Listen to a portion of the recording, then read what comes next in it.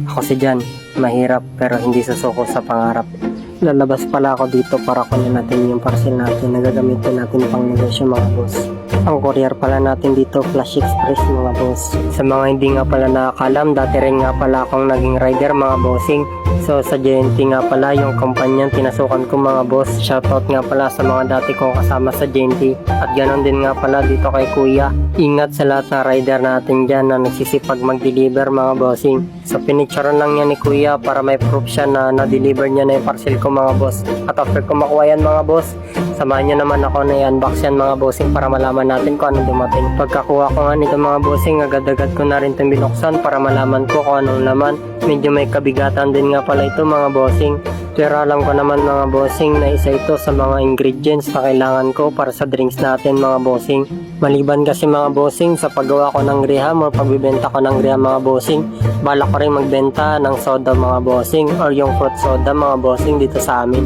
So yan mga boss, natadi ko pala yung dumating mga boss. After ko nga din pala mag-unbox mga bossing, kumain na rin ako kasi tanghalian na rin mga bossing at hotdog lang naman din yung ulam natin dito. Pagkatapos ko nga kumain mga bossing, naputol na rin ako ng foil dito mga bossing na gagamitin natin pambalot ng graham bar mga boss. Ang sukat nga pala dito mga bossing na una kong putol is 18 cm lang mga bossing. At ipuputulin ko rin naman to mamaya ng tag 10 cm mga bossing. Bali sa isang pad na yan mga bossing, 3 piraso na yung magagawa natin dyan mga bossing. At ruler na nga lang din dito yung gamit ko na pamputol mga bossing ng foil. Kaya shoutout din sa mga katulad ko na gumagamit na ruler na pamputol ng foil mga bossing. Ganyan ko lang din siya pinuputol, sinusukatan ko muna tapos tinatandaan ko. Then tinutupik ko mga bossing para mas madali siyang putulin at ipapaslide ko lang yung roller mga boss. Fast forward na tayo mga boss para matapos natin agad. Sa 10 meters nga pala mga bossing, 36 na 18 cm mga bossing yung nagagawa ko dyan mga boss. After ko naman makat yan ng 18 cm, ikakat ko naman yan ng 10 cm mga bossing. Bali sa isang pad na yun mga bossing, 3 piraso yung magagawa ko mga boss.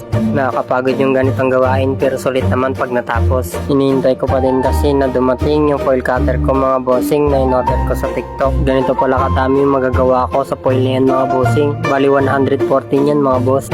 Pagkatapos ko nga mag-cut ng mga foil mga bossing, nag-cut na rin ako ng graham. Kutsilyo na malapad nga lang pala yung gamit ko dito mga bossing kasi wala pa akong panghiwa talaga mga boss. Kaya nyo mga boss, sunod meron na tayong panghiwa niyan mga boss. Hinihintay na lang din natin na dumating. Choco fudge nga pala yung hiniwa natin dito na graham bar mga bossing.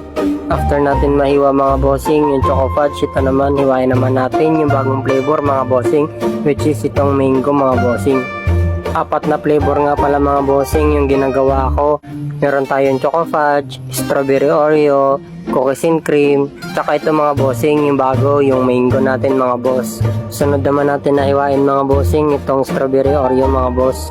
Same procedure pa rin dito mga bossing yung paghiwa natin mga bossing ng graham bar. Kaya kung nagbabala ka rin magnegosyo, gawin mo lang mga bossing. Huwag ka matatakot at kapalan mo lang yung mukha mga bossing kasi kung mahihiya ka, hindi mo magagawa yung mga bagay na gusto mo mga boss. Alam nyo noong una nahiya din ako mga bossing. Pero naisip ko, bakit nga naman ako mahihiya? Wala naman akong tinatapakan na tao.